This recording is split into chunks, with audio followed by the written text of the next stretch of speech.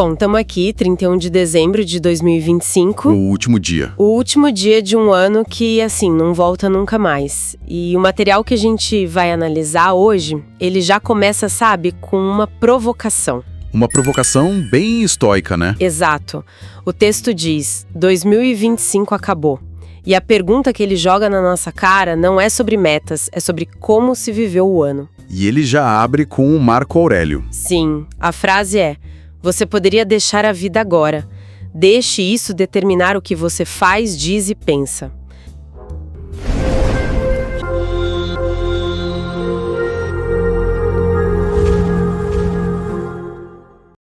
É um jeito bem direto de começar. Bem direto e, eu diria, necessário. O artigo se chama Como Renascer em 2026 com saúde, propósito e zero desculpas. Um título ambicioso. Muito. E ele basicamente tenta montar um quebra-cabeça. De um lado, uma filosofia de 2000 anos. Sobre aceitar a morte, focar no que a gente controla. Isso. E do outro lado, um guia prático sobre o que colocar no prato do almoço. E a nossa missão hoje é justamente essa, né? Entender como ele conecta esses dois mundos. Exato. Como a filosofia antiga pode ajudar a gente a cumprir a promessa de Ano Novo. E para isso, vamos seguir a estrutura do próprio artigo. Que são as 3 disciplinas estoicas. Perfeito.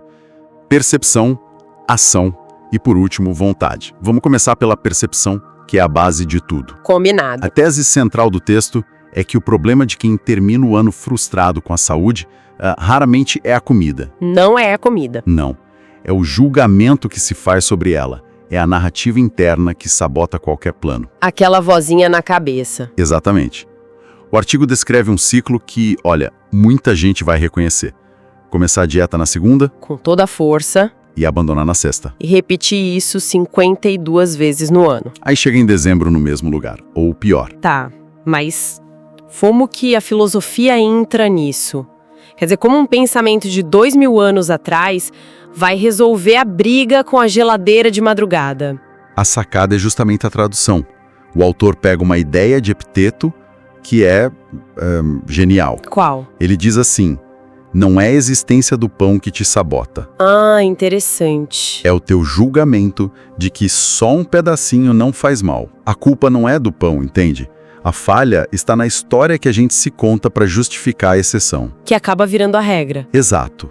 O campo de batalha não é a cozinha, é a mente. Entendi. A luta é contra as nossas próprias desculpas. O artigo até dá um nome para elas, né? Sim, ele usa o termo grego, fantasiai, as impressões falsas.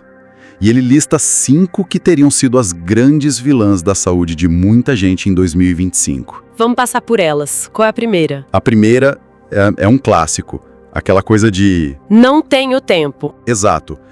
Eu não tenho tempo para cozinhar comida de verdade. E a provocação do texto é brilhante.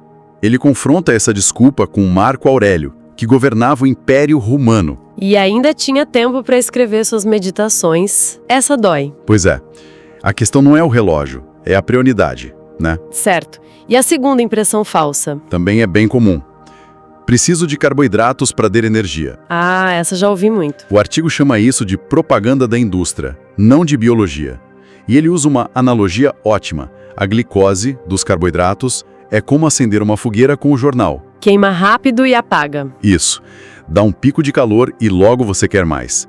Já as cetonas, que vêm da gordura, são como uma lenha grossa, seca. Energia estável, duradoura. Exatamente. O artigo defende que viver de lenha é bem mais eficiente. Gostei da imagem. E a terceira? Comer gordura engorda. Esse é quase um dogma. Um dogma que o texto quer quebrar. Ele faz uma distinção crucial. A vilã não é a gordura natural. Abacate, azeite, manteiga. Isso. O problema, segundo os estudos que ele aponta, é a inflamação crônica. E ela viria da combinação de açúcar, grãos e principalmente as gorduras industriais. Óleo de soja, canola. Esses que estão em tudo que é processado. A guerra, então, seria contra a inflamação, não contra a gordura de verdade. Faz sentido. A quarta impressão falsa é mais específica. Sim, é para quem já tentou.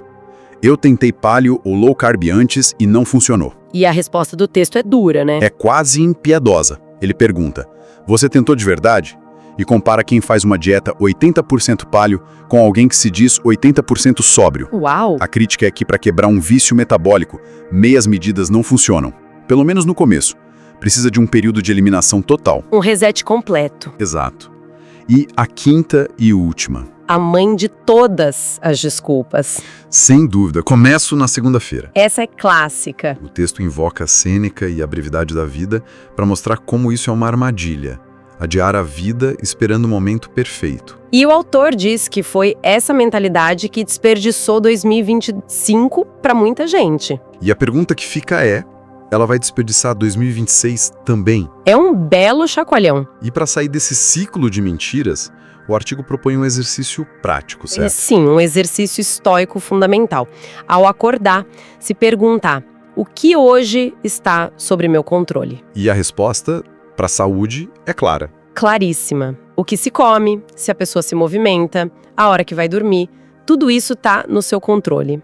A genética, o que os outros pensam. Isso não tá. Nada disso tá. O convite é para focar 100% da energia no que se pode controlar. Entendi. O primeiro passo é essa faxina mental. Mas aí vem a pergunta. Depois que a mente está limpa, o que a gente faz? Qual é a ação? Ótima pergunta. Ela nos leva direto para a segunda disciplina, a da ação. Porque para os estoicos, conhecimento sem prática é só vaidade. É inútil. E o artigo faz uma ponte muito elegante entre as 4 virtudes cardeais estoicas e o protocolo de saúde que ele propõe. Peraí, associar coragem a dizer não por um pedaço de bolo não é um pouco de exagero? É uma ótima questão. A perspectiva do autor é que a virtude se treina no dia a dia. A coragem de ir contra a pressão social, mesmo em algo pequeno como uma sobremesa. É o mesmo músculo moral? Exato. Se você não consegue ser corajoso com um brigadeiro, como vai ser com um dilema ético no trabalho? A sabedoria é entender o que te faz bem. A justiça é dar ao corpo o que ele merece. E a temperança é o autocontrole. Visto por esse ângulo faz mais sentido. É um treino de caráter no próprio prato. E qual é o plano de ação, o tal protocolo? É um plano de 30 dias para janeiro, o mês da clareza. A ideia é criar clareza metabólica e mental. Dividido em 2 fases, né? Sim, a primeira, nos primeiros 14 dias, é de eliminação total. É a parte mais radical. O que exatamente sai do cardápio? Tudo o que o artigo considera inflamatório. 100% de grãos, açúcares, laticínios, óleos vegetais, leguminosas e, claro, processados. A ideia é que a clareza exige radicasidade, pelo menos por um tempo. Exato. No lugar entra proteína de boa qualidade, gorduras saudáveis, muitos vegetais e algumas frutas de baixo açúcar. E tem também o jejum intermitente. Sim, um protocolo 16-8. Janta às 8 da noite e só volta a comer ao meio-dia do dia seguinte. 16 horas de jejum. Isso, o texto diz que ajuda a regular hormônios e aumentar a clareza mental. Ele até alerta para uma gripe keto nos primeiros dias. Um mal-estar de adaptação. Mas promete que lá pelo dia 14, a recompensa vem. Energia estável, sono profundo. E depois desse reset de 14 dias, o que acontece na segunda fase? Aí é a fase de otimização, do dia 15 ao 30. Ele sugere adicionar alguns elementos. Suplementação estratégica com vitamina D3 e ômega 3. Certo. Aumentar a variedade de vegetais com o que ele chama de protocolo arco-íris e focar em movimento natural. Caminhada, musculação, alguns sprints. O que eu acho interessante é a ênfase em outras métricas além da balança. Exatamente. O artigo insiste para que o foco não seja o peso. As métricas de sucesso seriam o nível de energia, a qualidade do sono, a fome. A clareza mental. Isso. E uma medida física importante, a circunferência da cintura, que é um indicador de saúde melhor que o peso. Claro que, na prática, sempre aparecem obstáculos. Amigos, festas. Como o artigo lida com isso? Ele usa outra frase de Marco Aurélio. O obstáculo no caminho torna-se o caminho. Gosto dessa. E ele antecipa 3 resistências. A primeira é a sabotagem social. Aquele só um pedacinho. A resposta estoica não é brigar, né? Não. É ter seu objetivo tão claro que o apelo perde a força. O foco não é buscar aprovação, é buscar resultados. O segundo obstáculo é o medo do fracasso. O "e se eu não conseguir de novo?" E a visão estoica sobre isso é libertadora. O fracasso passado é um dado, não um destino. Cada dia é o dia 1. Escorregou? Ótimo! Agora você tem uma informação nova sobre seus gatilhos. A meta não é a perfeição, é a persistência. Perfeito. E para o terceiro obstáculo, os eventos sociais, a resposta é a temperança. Não é se isolar, é fazer escolhas conscientes. Comer antes de ir para a festa, escolher as opções certas no restaurante. Exatamente. É sobre ter o controle. E isso nos leva à terceira parte, a mais profunda. A disciplina da vontade. É o que amarra tudo. É o que torna o compromisso inabalável.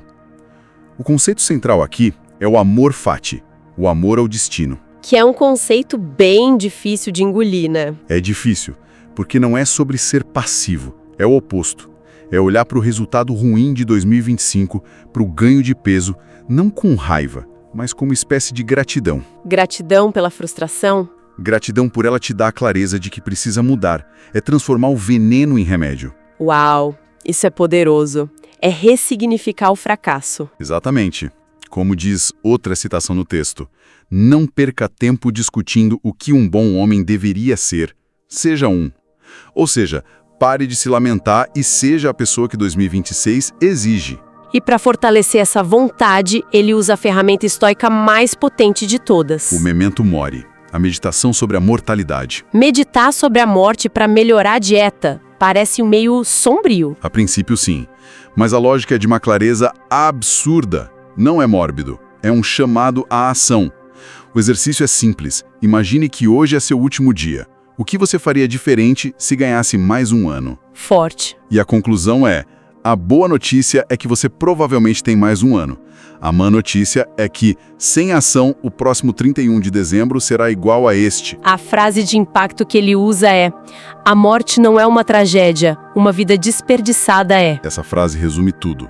E para concretizar esse compromisso, o artigo propõe um ato final. O contrato. Um contrato com assinatura e tudo.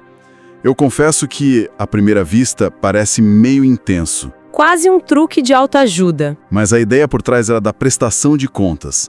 É um contrato estoico com 5 pontos, onde a pessoa se compromete com os 30 dias. A sugestão é imprimir, assinar e colar na geladeira, né? E para os mais corajosos, postar nas redes sociais. A ideia é tornar um compromisso público inevitável.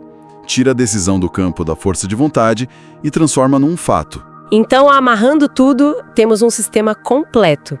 Limpar a mente, partir para a prática e cimentar o compromisso. Exatamente. Percepção clara, ação fortuosa e vontade inabalável. A mensagem final é que 2026 é uma página em branco. Os desafios vão aparecer, mas o que importa é como a gente reage.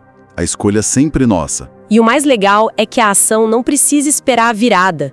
Ele propõe um começo imediato. Sim. Um desafio Paulo de 3 dias para o fim de dezembro. 5 passos simples para já entrar no ano novo em movimento. Eliminar grãos e açúcar, jejuar, caminhar. Meditar sobre a mortalidade. A ideia é que em 1º de janeiro a pessoa não estará começando, mas continuando algo que já funciona. É uma forma de hackear o próprio cérebro. Já começar com uma vitória. E isso nos deixa com um pensamento final. O artigo nos desafia a ver cada refeição não como uma simples escolha de cardápio, mas como uma decisão filosófica. Exato. Sobre o tipo de pessoa que queremos ser. Se a virtude é forjada na ação diária, como a nossa próxima escolha no prato pode ser o primeiro passo para reescrever não só o próximo ano, mas a nossa própria identidade. Uma pergunta aí tanto para se levar para 2026 e, claro, vale o aviso que o próprio artigo faz questão de dar. Todo esse conteúdo é para fins educacionais, nada disso substitui a orientação de um profissional de saúde qualificado. É sempre fundamental conversar com um médico ou nutricionista antes de fazer mudanças significativas.